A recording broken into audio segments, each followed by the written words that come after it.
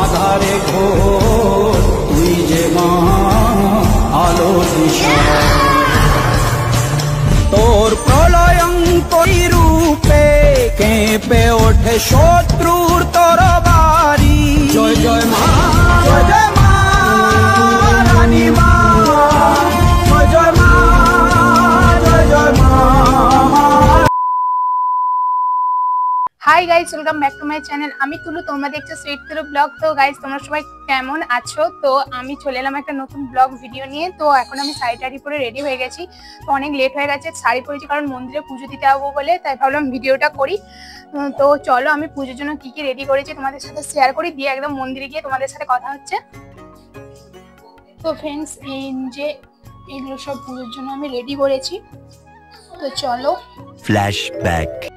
Finally guys, এখন আমি চলে এসেছি মন্দিরে। আর মন্দিরে এসে মন্দিরে প্রথমে প্রণাম করে মন্দিরের ওপরে গেলাম, তারপর মায়ের হাতে থালাগুলো দিলাম। তারপর আমি এখানে মন্দিরটা তোমাদেরকে ঘুরিয়ে দেখাচ্ছিলাম। এটা হচ্ছে আমাদের দেশেরই মন্দির। এখানে ঠাকুর মশাই যখন চলে আসলেন তখন সব পুজোর জিনিসপত্র রেডি করছিলেন, আর আমরা সব পুজোর জিনিসপত্র নিয়ে মন্দিরের ভেতরে রেখে দিয়েছিলাম। তারপরে কিছুক্ষণ পর আমাদের পুজো আরম্ভ হয়েছিল। তো তোমরা ভিডিওটা দেখো। আর এখানে যে মালাটা ঠাকুরকে পরানো হয়েছে না, এই মালাটা আমি এনেছিলাম। আর আমি প্রতি বছর একটা করে বড় মালা আনি, মানে যখন বৈশাখ মাসে এই মায়ের মন্দিরে পুজো দিতে আসি। আর ঠাকুর মশাই প্রতি বছর আমার এই মালাটা মানে এই মাঝের বড় মাকে পরাই। তো ফ্রেন্ডস দেখো, তারপরে ঠাকুর মশাই এখানে পুজো করছিলেন। তারপরে আমরা পুজো মানে দেখছিলাম। তারপরে কিছুক্ষণ পর পুজো কমপ্লিট হওয়ার শেষের দিকে আমি একটু মানে উঠেছিলাম। তারপরে পুজো কমপ্লিট হয়ে যাওয়ার পর এখানে সবাই প্রণাম করছিল, আমিও প্রণাম করছিলাম এবং মায়ের কাছে প্রার্থনা জানাচ্ছিলাম।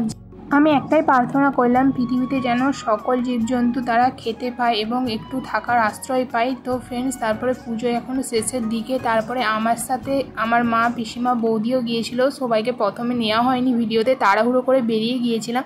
তো ফাইনালি দেখো, এখন পুজো টুজো দিয়ে মন্দির থেকে আমরা বেরিয়ে চলে এসেছি। আর এখানে ভাইপো আর বুনু কোথা থেকে আইসক্রিম এনেছে, মন্দিরের কাছে তো কোনো আইসক্রিমের দোকান ছিল না।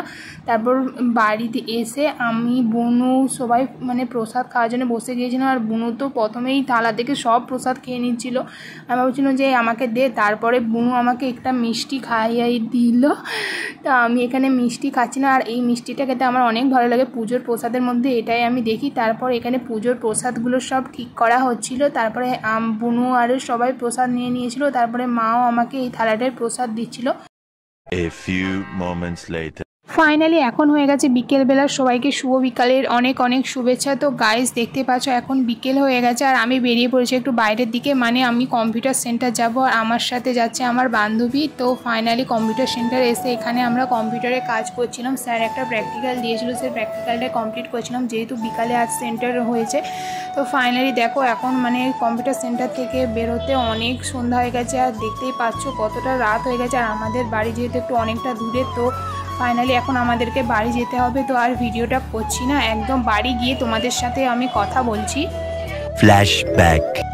তো গাইস ফাইনালি এখন বাড়িতে চলে এসেছি। আর আমি মুখে কোনো ভয়েস দিচ্ছিলাম না কারণ আমার মাইক্রোফোনের চার্জ শেষ হয়ে গিয়েছিলো। তো গাইস, এই ভিডিওটি তোমাদের কেমন লাগলো অবশ্যই like, comment, share and subscribe. যারা ফেসবুকে যদি পোস্ট করি, ফেসবুক থেকে যারা দেখবে অবশ্যই একটু ফলো করে দিবে।